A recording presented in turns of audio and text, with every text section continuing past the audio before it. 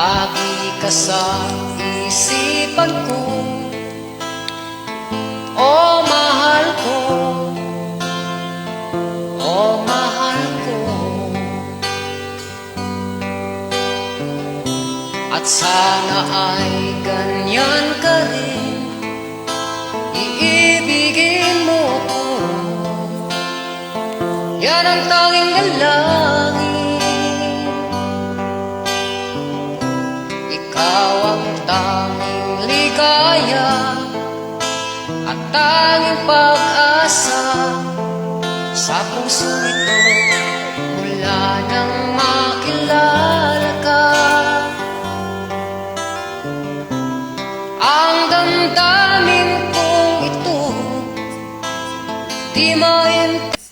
So, tawagin lang natin siya ay si Rachel.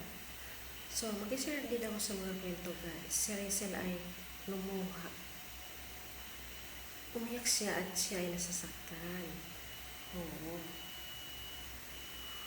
So, Rachel, alam kung bakit nagkamali ka. Kasi inuna mo na yung sugal eh. Dapat huwag ka muna magsugal. Kasi nag-apply ka pa ng work. Yung tawagin lang siya sa Rachel ay ang boyfriend niya ay nagtatrabaho din. Nagtatrabaho bilang isang engineer. So, lumuha siya dahil napaiyak siya dahil pagalitan siya ng jowa niya. Buti na galit lang, guys. Hindi siya ninura, hindi siya sinampal. So, mabait talaga yung jowa mo, Rachel. Mabait talaga yung jowa mo. Kaya, magpakabait ka din. Yan lang ang suggest ko sa'yo. Oo. Kaya, kahit paano, tanggap pa naman ng jowa mo, ay nagsama na kayo. 6 months. Di ba? 6 months, nagsama na kayo ay ang gandang tao ka na.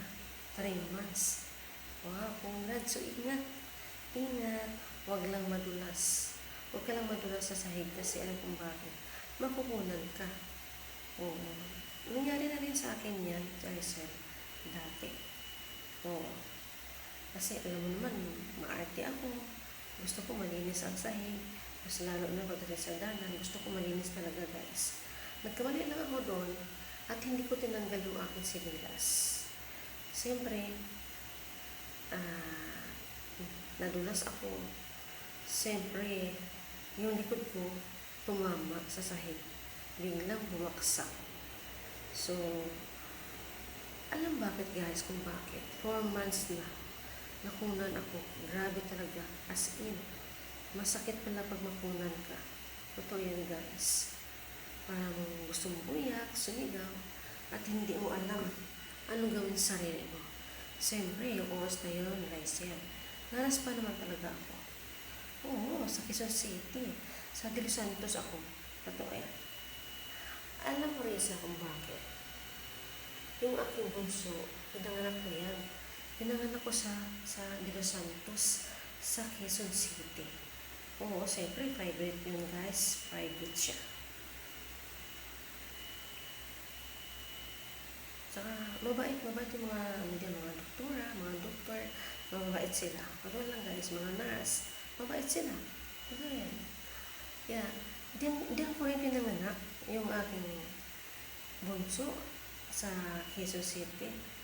Diyan ko rin pinanganak sa De Los Santos. Totoo yan, guys. At ngayon, nalaala pa rin nila ako. Kumusta daw? Yan ang sabi sa akin. Sabi ko, ay, ito na nga eh. Awa na nga Diyos eh. Nakagraduate na nga yung aking bunso eh. Kasi, di ba nga, diyan ako nanganak sa Quezon City, sa De Los Santos. Yung aking bunso, guys. Sa totoo lang. Oo.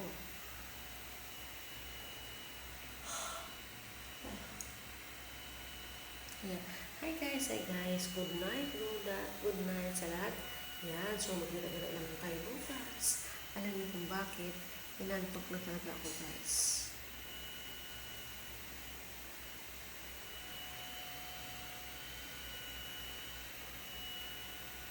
So maraming salamat sa lahat po sa oras, Rachel. Mabuti. Kahit paano, nakasunduan kayo ng boyfriend mo. Din, di ba? Sana all, guys. Sana all.